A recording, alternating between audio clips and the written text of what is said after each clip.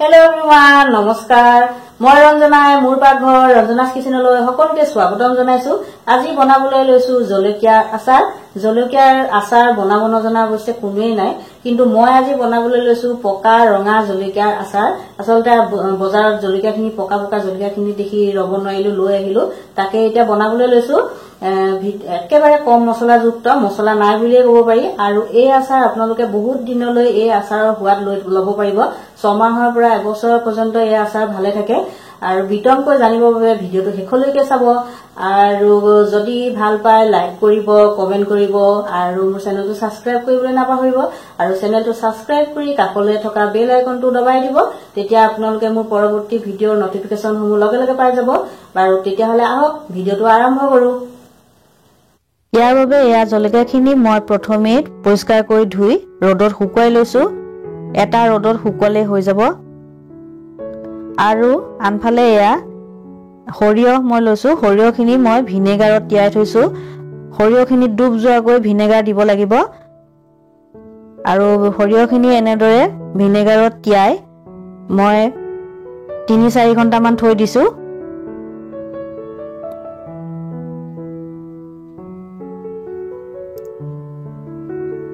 এতিয়া ভালদৰে মিলাই দিছো এয়া দেখিছেনে সৰিয়হখিনি ভিনেগাৰত সম্পূৰ্ণ ডুব যোৱাকৈ মই ভিনেগাৰ দিছো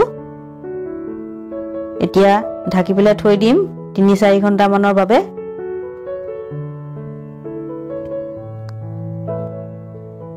এতিয়া এয়া জলকীয়াখিনি এনেদৰে ৰেডি কৰি লম জলকীয়াখিনি এতিয়া ঠাৰিবোৰ এনেদৰে কাটি মাজতে দুফাল কৰি গুটিখিনি অতৰাই গুটিখিনি পেলাই দিম আপোনালোকে যদি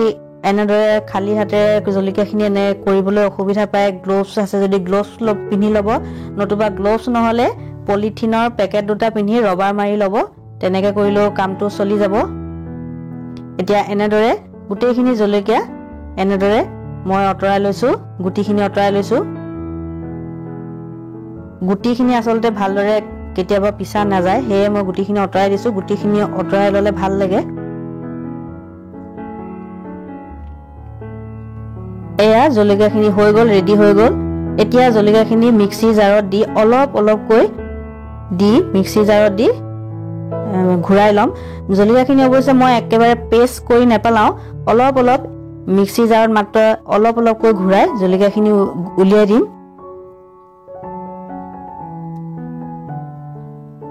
এতিয়া গুটেইখিনি জলকীয়া এনেদৰে মাজে মাজে অলপ অসুবিধা হলে ভিনেগাৰ দি দিব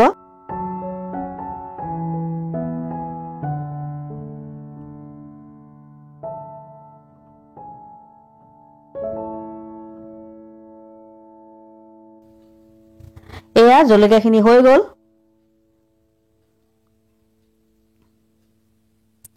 এয়া দেখিছেনে মই মাজে মাজে এয়া অলপ অলপ গুটা গুটাকৈ থৈ দিছো খুব বেছি মছলা পিছাৰ দৰে পেষ্ট কৰি পেলোৱা নাই আসলতে জলকীয়াখিনি এনেদৰে কৰিব আৰু এতিয়া এয়া ৰাতি সৰিয়হখিনি মই যে তিয়াই থৈছিলো এতিয়া সৰিয়হখিনিয়ে সম্পূৰ্ণ ভিনেগাৰখিনিক টুকি লৈছে হুহি গৈছে আধা বাটি সৰিয়হ আছিলে 1 বাটি হৈ গল ফুলি এতিয়া এই সৰিয়হখিনি হে জলকীয়া পিছা মিক্সি জাৰটোতে দি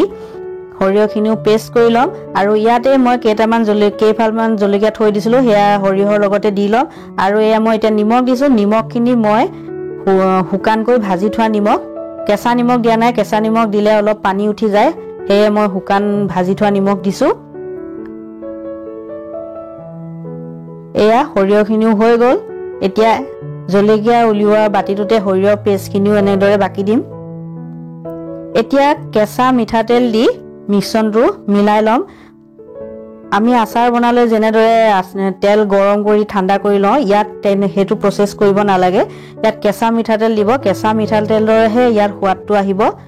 এতিয়া অৱশ্যে মই মিঠাতেল সৰহকৈ নিদো অলপমান দিম দি